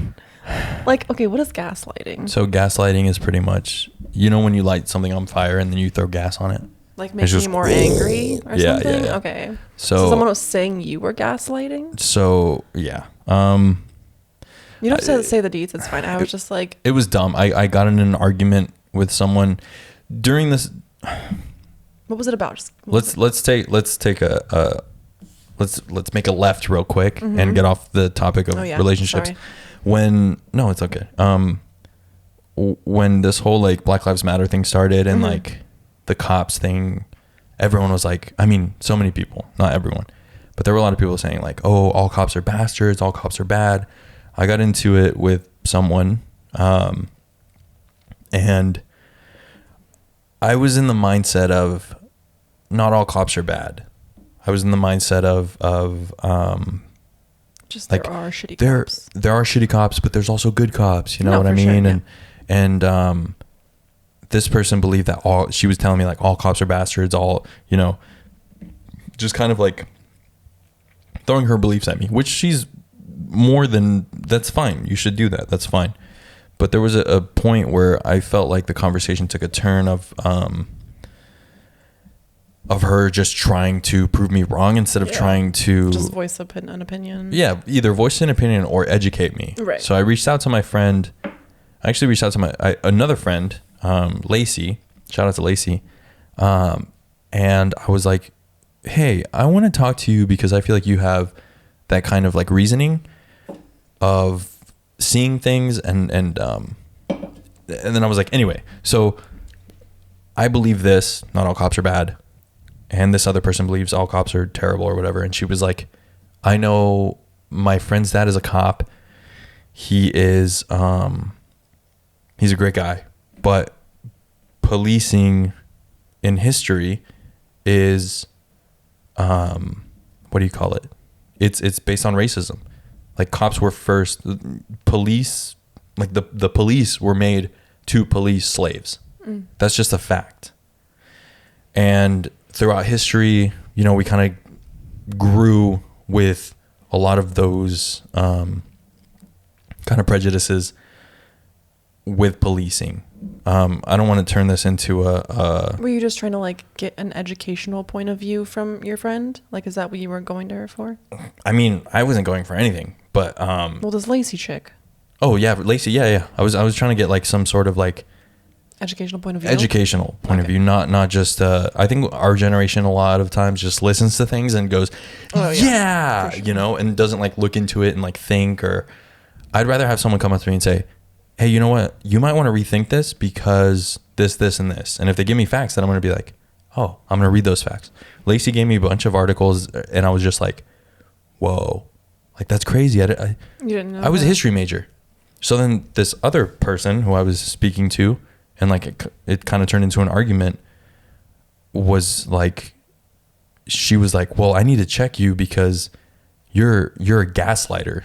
Like why? So she was just calling you a gaslighter? Yeah, because I mean I was like, I was getting talked at, not talked to. Right. Where if that happens to you, like you're obviously gonna get defensive and be like, yo, what the fuck? Like don't. We can have a conversation. And this is where and you know what? I'm gonna tie this back to what we were talking about before. I take this personally because when someone says, well, you were a history major and you know nothing about racism, and it's like, you and I grew up in the same community. You and I are both brown.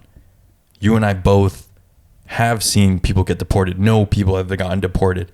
No people have been casualty of deportation. Maybe they were looking for someone else, but they just happened to find someone who was illegal. They snatched that guy up. That happened to a family friend of ours. I do have, and me and this person also have a lot of, what do you call it?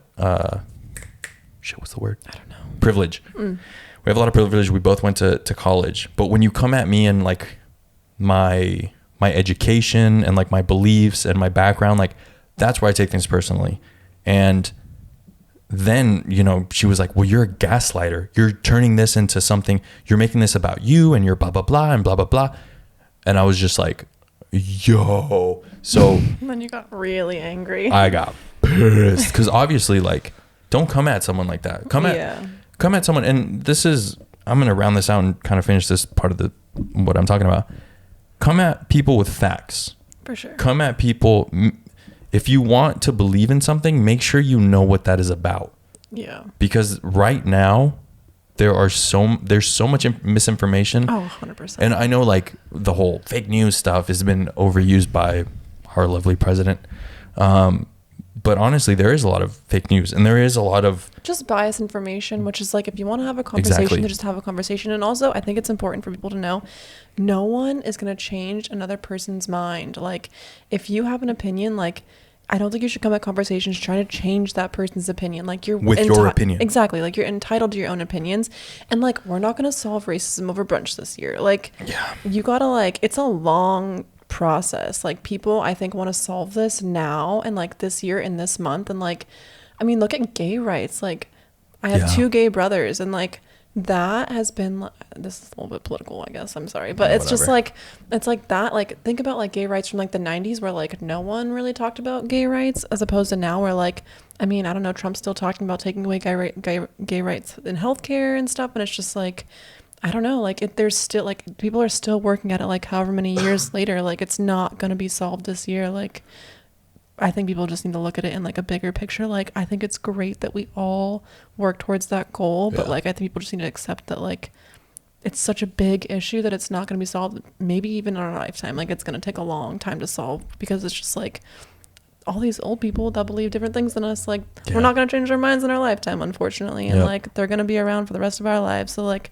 I just think it's going to be a longer process, and everyone wants to solve it now. And I don't think anything gets solved in that amount of time. Like, and I mean, if we keep screaming at each other without actually listening, then it's like I would love to have someone who's like very racist on the podcast, so I can listen to.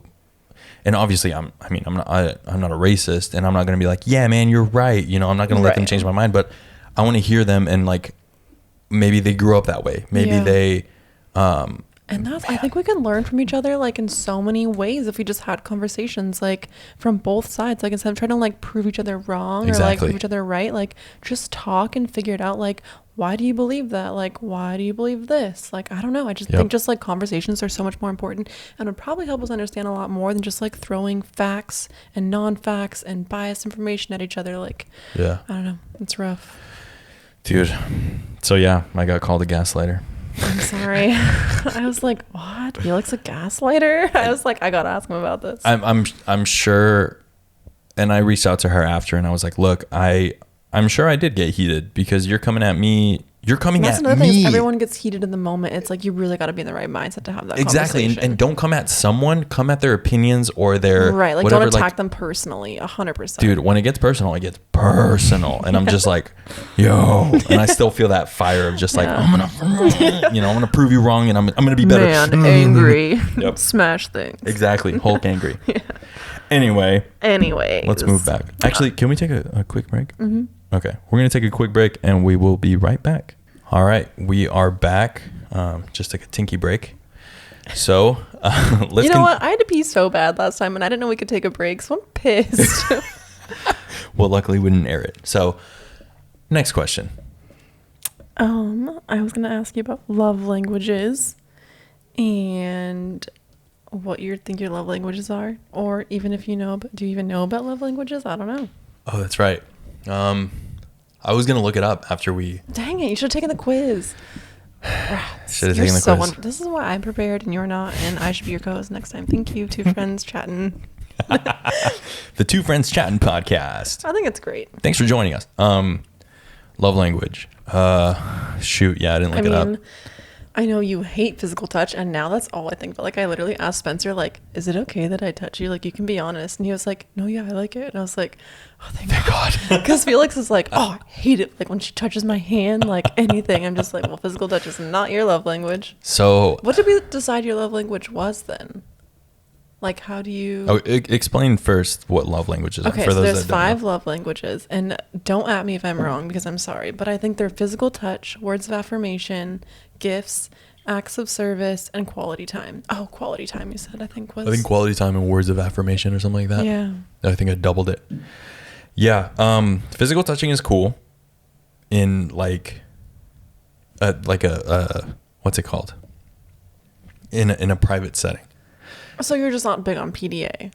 Yeah. Even just like rubbing backs and just kind of like... You just don't like the touching, or you just don't like other people to see the touching? Like, if you guys were just chilling in your room, watching a movie, and she was like scratching your head or your back, like, would you hate it? It depends on what mood I'm in. You're too much. Why? Like, what? Like, either it's just back scratches. Like, I don't know. Like, I can't imagine ever being like not in the mood for a back scratch. Sometimes I don't like to be touched. Sometimes I'm like hot. Oh, we talked about this. Hot. Men are always hot. Guys, we get so hot. Except for doctors. Doctors always have like really cold hands. No, not true. I mean, my doctor at the office that I work for is always so sweaty. There you go.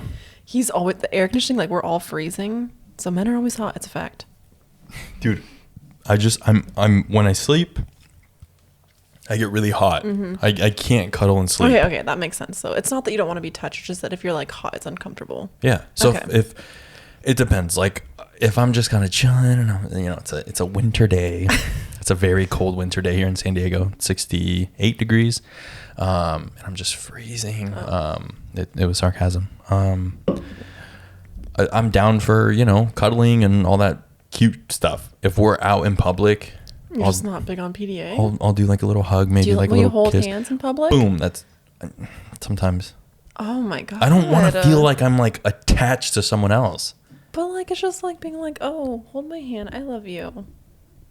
Okay, we can hold hands for like 5 minutes maybe, and then my God, see ya. You want to hold hands for like 20 minutes? You're tripping. My hands get so sweaty. If you're like walking outside or something, like down the street, you just hold hands. You're an adult. You can cross the street yourself. Oh my God. I'm sorry to whoever dates you. Don't ever fucking hold his hand. No, make him be the one that wants to hold your hand. Don't ever offer him your hand. I'm fine with holding hands like as like a gesture, but if it has to constantly be holding hands, then I'm just like, I'm like you're not my property. I'm not your property. Like we shouldn't be, Oh my gosh. Wow. Okay. I feel like I learned something new about you. Well, dude, my hands get so sweaty. I'm a very sweaty person right now. Sweating. Yeah, same. We're literally just sitting here. It might be this light. I think this light gets hot, but I get hot and I get sweaty. Okay, got it. Physical touch, not you. In certain settings. So then you don't give physical touch, obviously. So ladies, make sure your gift or the way you receive love is not physical touch, because Felix will not give that to you. He will tell you that he misses you and that he loves you through text message. Facts or no? I'll do I'll talk on the phone. I like talking on the phone. I like FaceTiming. Like being like, hey. That's not where I was going, but like maybe like gifts or something, or like. That's my gift, is FaceTime. Oh. What about like, do you like acts of service? Like, would you like make her dinner, like a nice dinner? Yeah, 100%. Okay, so you're like acts of service. Like 100%. You'll like take her on a nice date. Like, yep. Okay. I'll nice. I think actions. Like you should have taken the test. Damn it. I know I should have. To quote Coach Plash, your actions speak so loud, I can't hear a word you're saying.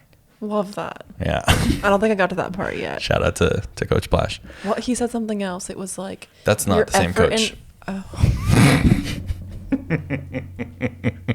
So last episode I had was Coach Garduno. Thank you for listening, Coach Victor Garduno. I'm so sorry, Coach Victor Garduno, that Jessica barely listened to your thing. No, she was like, I felt so inspired. You didn't say his name very much. You called him just Coach. That's what you called him, or teacher. But I liked when he said your attitude and your effort. Like that is what means something. I was like, yeah. There you go. Anyways, exactly. That's exactly what I believe. Your attitude and your effort. I could give a shit if my girlfriend or whatever never touches me. Like if she shows me that, like, hey, if one day she texts me, hey, I'm outside, I brought you lunch, I'll be like, you'd be like, fuck yeah. Yeah, I'll be like, so then you receive love by acts of service too. You give it. Okay, that's what I felt last time. Like I was trying to make that point. Like I feel like it's important to also know how your significant other receives love, because I feel like you tend to give love the way you receive it. So like you tend to do acts of service because that's how you feel special. Exactly. But I think people, like maybe your girlfriend does like physical touch. So I think it's important that you guys both know your love languages, because that's like with Spencer, his biggest one I think is quality time. And quality time for me, like I feel like I need some like independent time. Like I'm just like, that's big for me.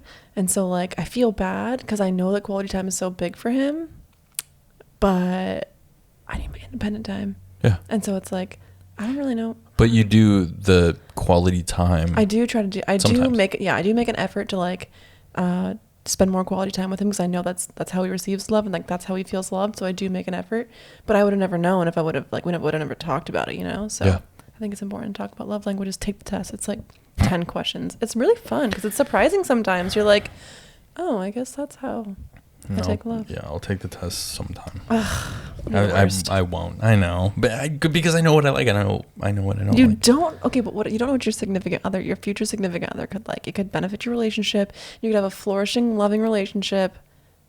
Well, now I'll know, because I am someone who actually talks a lot. Like I have. You're good at communicating. Communication is, well, at certain times. Maybe I'll be like, but see, it's hard when someone loves to touch, and I'll just be like, I don't. Because they could take that wrong. So you need to talk about it and be like, look, you gotta talk. How would I? Okay, let's say I'm dating someone and they love to just touch and touch and touch, and I'm not really like that. Just be like, look, I love you and I think you're great. What if I don't love them yet?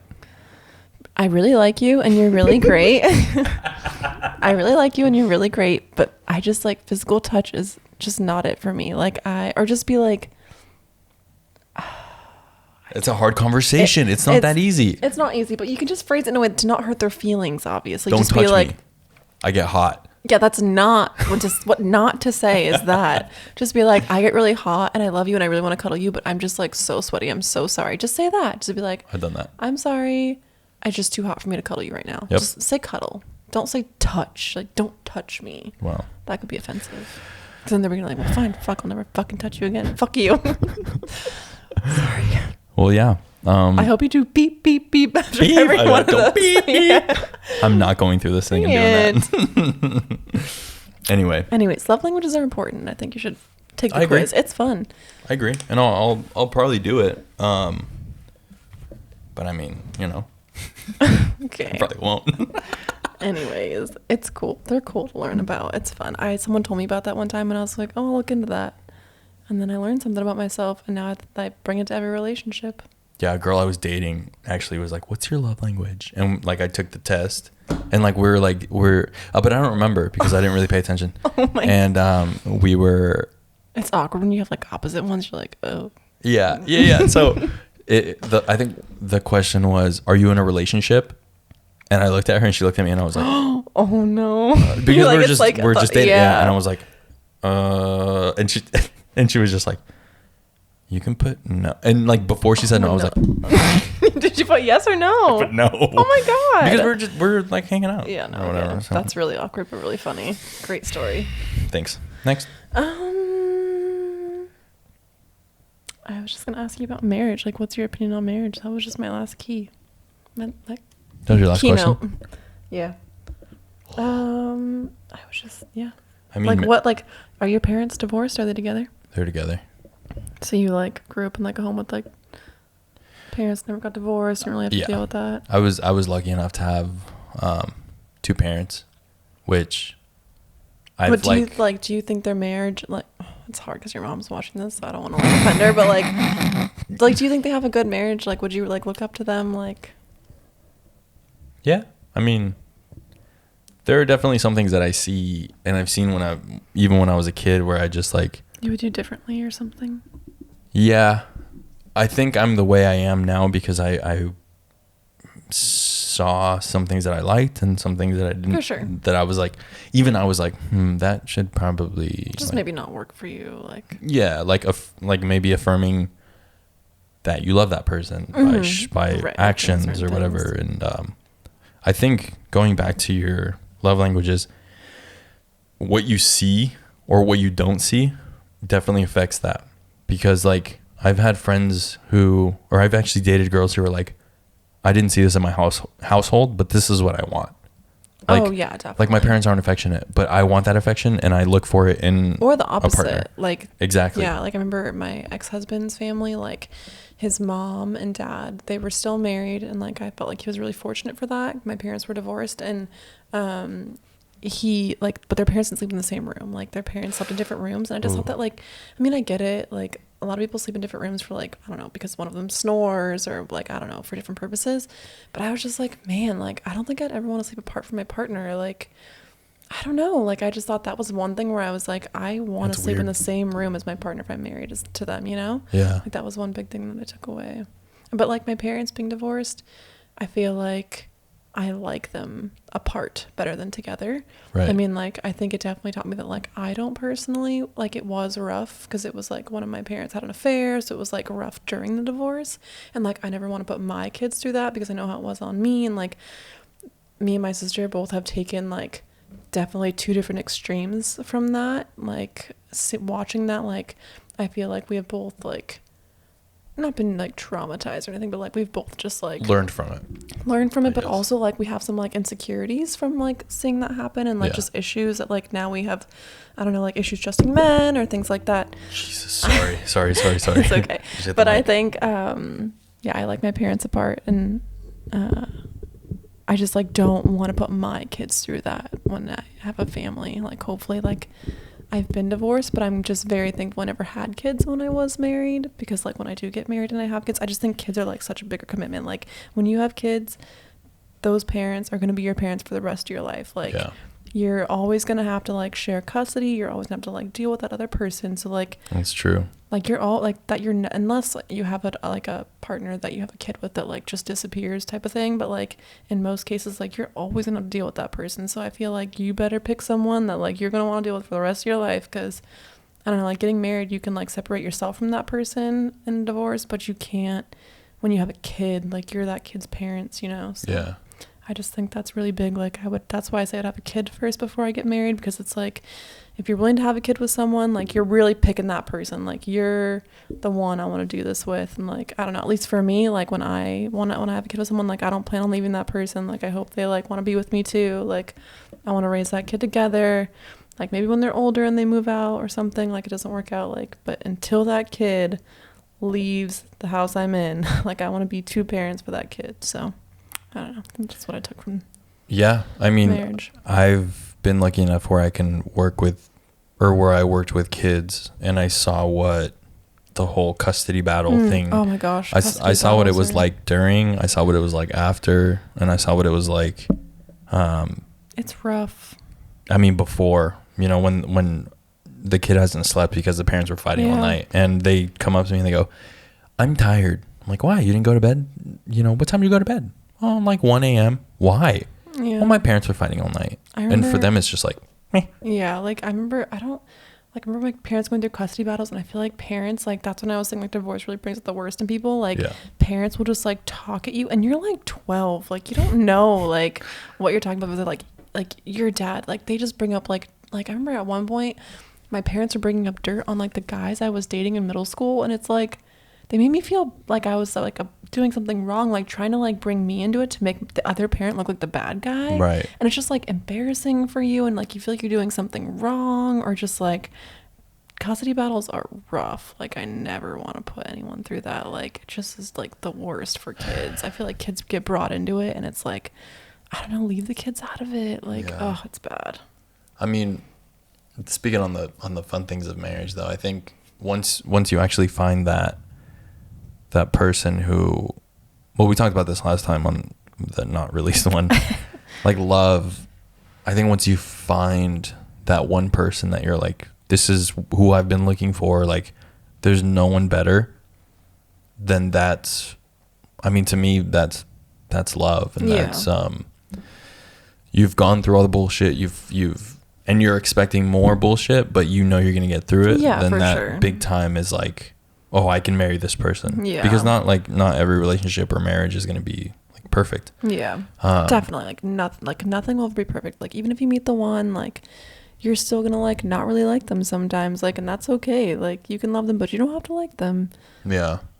Actually, I think like I just want to like the person that I do marry and have kids with, like I want it to be fun. Like I want to like, I don't know, like laugh when our kids go to bed and be like, oh my god, did you see that shit that he did? Like that was so fucking funny. I tried so hard not to laugh, and like just like that, just like fun parenting. Like my ultimate couple marriage goals are The Parents in Easy A, that movie with Emma Stone. I don't know if you've seen it, but it's so funny. The parents I've are seen it great. where she has to wear the A on it. But they're like, they're just fun. They don't like, I don't know, like they talk to their kids instead of punishing them. Like they're just like, they're so open, just like, they're couple goals. I know it's a movie, but I aspire to be like them. I think that's one of like, because I've been watching, I got HBO Max, which Ooh, what are you watching?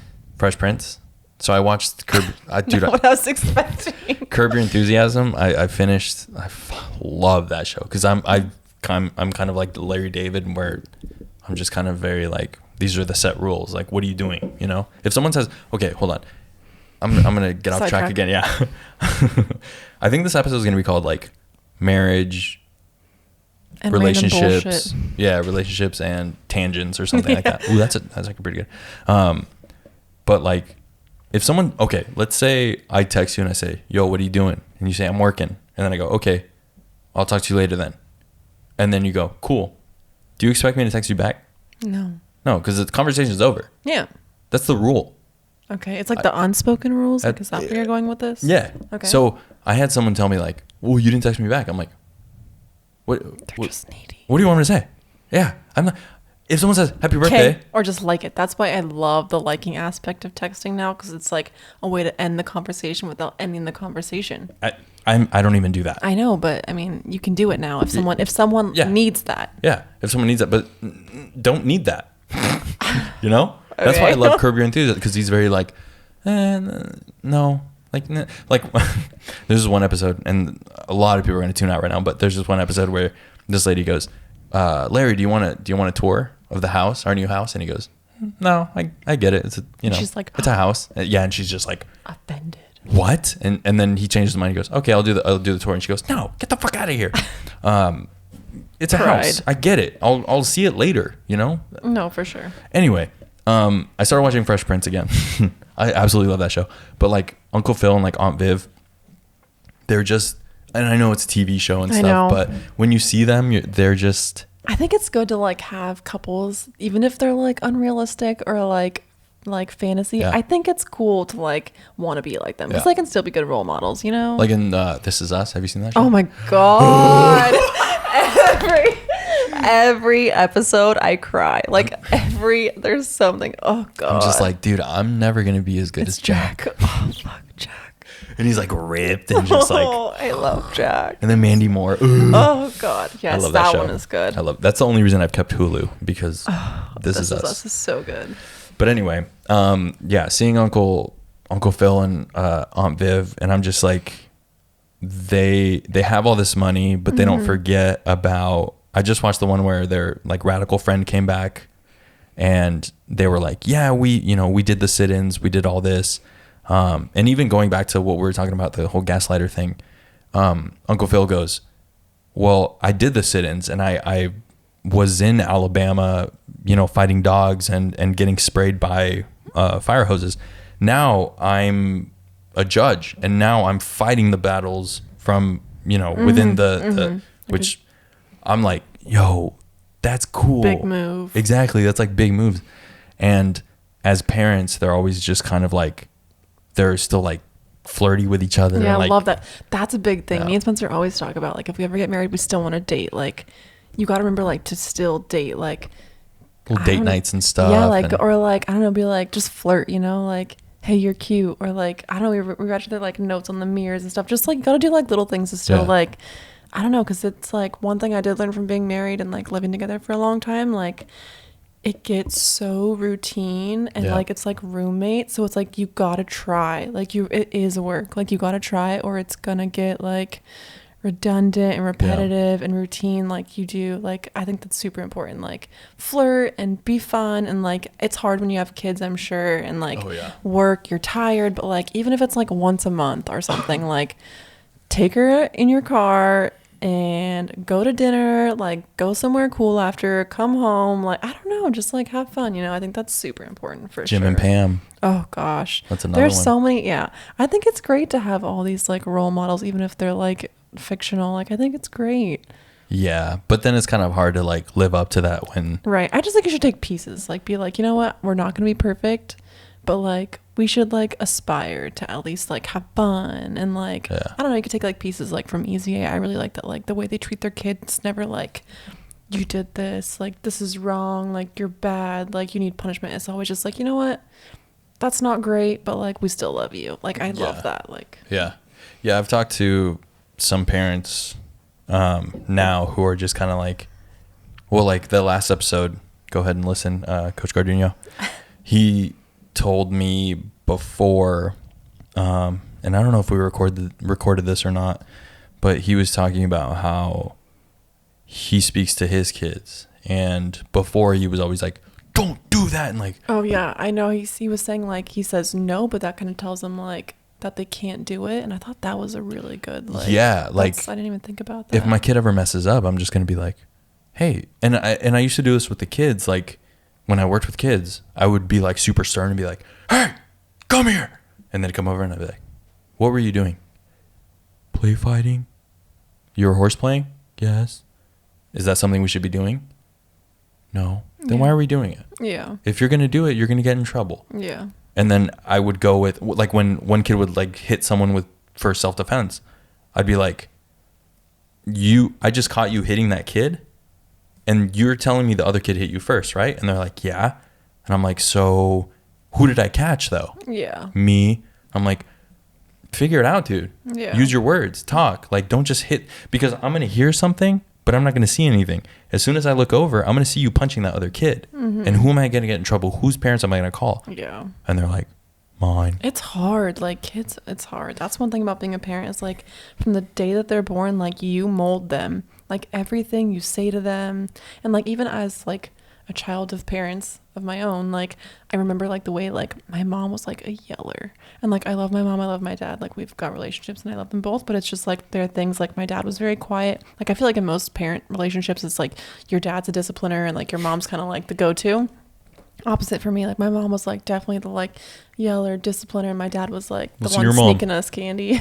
Yeah. But it's, like, I just feel like I've taken things away from that where it's just, like, I cannot imagine the pressure of, like, molding a child. Like, everything you say and do, like, talk about their weight, talk about, like, their education and, like, how smart they are, like, their personality, like, their hair, like, anything, like, just especially being a girl, like, everything is so, like, I don't know, like, it's just, like, hard. Like, I could never imagine. It's just having a kid and raising that's a lot. Dude, shout out to all the parents and the young parents. Honestly, did that light just dim, or was that just me? I don't know, I wasn't looking. Oh, anyway, also, you really got to have your mom on here. I feel like she could give us a lot of insight. Yeah, Mom. Rosa Mayorca. Come on the podcast. Yeah, we should have her. Yeah. I would like it. I want to know what it's like being a parent. I think also being a parent of, my mom worries a lot, and she's just always, even now, you know, I'm 25 years old. My brother's 29. He just got deployed, and I cannot imagine that stress. Dude, just seeing her, like, that feeling of just, like, I don't know where my kid's going, and my kid is no longer my kid. He's the government's. Yeah. And I cannot imagine. And I mean, you can't really even be told that much stuff when they're in the military. Yeah, like, and like we're not even in a war right now. Like, he's just gonna be sitting in some, like, bunker thing, and but still, like, just, I mean, Hispanic moms, man, they care a lot, they love a lot, and definitely, my mom, like, she asks to follow me and my sister's location so she can make sure, like, if we work late, like, that she knows we get home. And I'm like, Mom, we're fine. She's like, I just want to know, like, I just want to know. And I'm like, okay, Mom, you can look at my location. Oh boy. She's gonna, like, see me at, like, the strip club. She's like, what the fuck are you doing? Just kidding. Oh boy. Do you have any more questions on your little iPhone 8? No. Anything you want to chat about? You still have a button on your phone? I know. I don't want to leave it. It's legit why I haven't gotten the new phone. I'm gonna read the new iPhone has, like, 4 cameras. Did you see that? Yeah. Why? I don't know. Hey, Apple, stop. We're fine with. We were fine with 1. You gave us 2, and then you gave us 3. They are nice cameras, though. But I mean, yeah, that's true. But they're gonna put me out of business. So. Yeah. Don't read my list. That's embarrassing. I mean, no. Stigma around divorce, being in love versus commitment. That was one thing. The stigma around divorce. I just wanted to say, like, for anyone out there who's not happy, I feel like if you're married, like, divorce seems like such a big, scary thing, and, like, it doesn't have to be that. And, like, the stigma around dating after divorce, I feel like, is really weird also. And people get over it. Like, I think it's not as big of a deal. Like, when our parents were younger, like, I think it was like, you have to be married, like, you have to stay with that person. And, like, from a personal experience, it wasn't that bad. And, like, everyone that I dated afterwards was, like, pretty okay with it. Like, I didn't have any kids, which I think definitely, like, makes it a little bit more rough if you have some kids with that person. But, like, I think life is way too short to be unhappy, like, with the person that you're married to. Like, if you are unhappy, like, I think you should talk about it. And, like, I don't know, like, I don't feel like you have to be married, because, like, that's what society has made us feel. Like, once you get married, like, that's it. Like, divorce is bad, it's scary, it's gonna be weird to date afterwards. Like, it's not. Like, I don't know, from my experience, like, it wasn't like that, and life's too short. I don't know. YOLO, you only live once. Oh my God, I had to. I was literally gonna say, well, that's a great spot to end, and then YOLO. It's okay to, like, not keep talking sometimes, you know what I mean? I'm not gonna do what I did last time, that's for sure. Thank you for having me, Felix. This has been really fun. No, you said nice things about me last time. you want me to go on with the compliments? Yes. This has been really great. I think your podcast is awesome. Yes. And I hope someone can take something away from this, even though we got on a lot of tangents. Yes. I hope that you bring other awesome people on here. Yes. And okay. You said I was funny last time too. Say it again. Oh yeah, you're so funny. You're Crystalia. Yes. Minus the creepy stuff and the bad pervert stuff, but your humor is great, and I think you should do a lot of funny podcasts. Yes. Not that.